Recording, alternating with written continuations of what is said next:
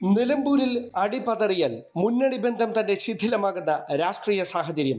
UDF-നുള്ളിലെ ലീഗിന്റെ അപ്രമാദിത്വത്തിനെതിരെ കോൺഗ്രസിൽ നിന്ന് തന്നെ ഉയരാനിടയുള്ള വിമർശനങ്ങൾ വേറെ. നിലമ്പൂരിൽ ജയം ഉറപ്പാക്കേണ്ടത് ലീഗിനു മുമ്പിൽ അനിവാര്യതയായി മാറിയത് ഈ സാഹചര്യത്തിലാണ്. സ്ഥാനാർത്ഥി നിർണയത്തിൽ ലീഗിന്റെ താൽപര്യം തടയപ്പെട്ടെങ്കിലും ഷൗക്കത്ത് വിരുദ്ധരെ അനുനയിപ്പിക്കാൻ PK കുഞ്ഞാലിക്കുട്ടി നടത്തിയ തന്ത്രപരമായ ഇടപെടലാണ് നിലമ്പൂരിൽ UDF-ന് അനുകൂലമായി മാറിയതെന്നും കോൺഗ്രസ് നേതാക്കൾ തന്നെ അഭിപ്രായപ്പെടുന്നു. അൻവർ 5000 മുതൽ 7000 വരെ വോട്ടുകൾ മാത്രമേ പിടിക്കൂവെന്നായിരുന്നു കോൺഗ്രസ് ക്യാമ്പിന്റെ കണക്കുകൂട്ടൽ.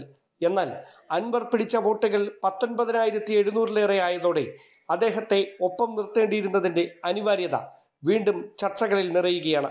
തെരഞ്ഞെടുപ്പ് ഫലം വിലയിരുത്താൻ അടുത്ത ദിവസം ചേരാനിരിക്കുന്ന KPCC രാഷ്ട്രീയകാര്യ സമിതി യോഗത്തിൽ അൻവർ വിഷയത്തിൽ നേതാക്കൾക്കിടയിലുണ്ടായ അഭിപ്രായ ഭിന്നത ചൂടേറിയ ചർച്ചകൾക്ക് വഴിവെക്കുമെന്നാണ് സൂചന.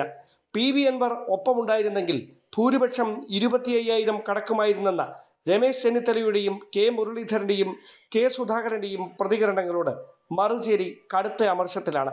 അൻവറിന്റെ വിലപേശലിന് വഴങ്ങേണ്ടതില്ലെന്ന നിലപാടിൽ പ്രതിപക്ഷ നേതാവ് VD സതീശൻ ഉറച്ചു നിൽക്കുകയാണ്.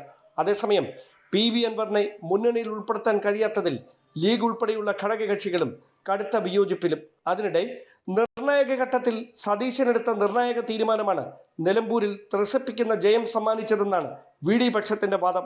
അൻവറിനെതിരെ പരസ്യ നിലപാടെടുത്ത ശേഷം രാഹുൽ മാങ്കൂട്ടത്തിൽ PV അൻവറുമായി രഹസ്യ കൂടിക്കാഴ്ചക്കെത്തിയതിന് പിന്നിൽ ഒരു മുതിർന്ന നേതാവിന്റെ ഇടപെടലുണ്ടായെന്ന നിലപാടിലാണ് ഒരു വിഭാഗം കോൺഗ്രസ് നേതാക്കൾ. യുവ നേതാക്കളുടെ റീൽസ് പ്രചാരണ രീതികളും രാഷ്ട്രീയകാര്യ സമിതിയിൽ വിമർശനങ്ങൾ ക്ഷണിച്ചു വരുത്തിയേക്കുമെന്നാണ് സൂചന. വരാനിരിക്കുന്ന തദ്ദേശ നിയമസഭാ തെരഞ്ഞെടുപ്പുകളുടെ മുന്നൊരുക്കങ്ങൾക്ക് നിലമ്പൂർ വിജയം UDF ക്യാമ്പിൽ ആവേശം പകരുമെന്ന് ഉറപ്പാണെങ്കിലും വിജയത്തിന്റെ ക്രെഡിറ്റ് ആർക്കാണ് എന്ന ചോദ്യത്തിന് ലീഗും കോൺഗ്രസും ഒരേ ഉത്തരം നൽകാനുള്ള സാധ്യത നന്നേ കുറവ്. തിരുവനന്തപുരത്ത് നിന്ന് ഡാൻ കുര്യൻ, News 18.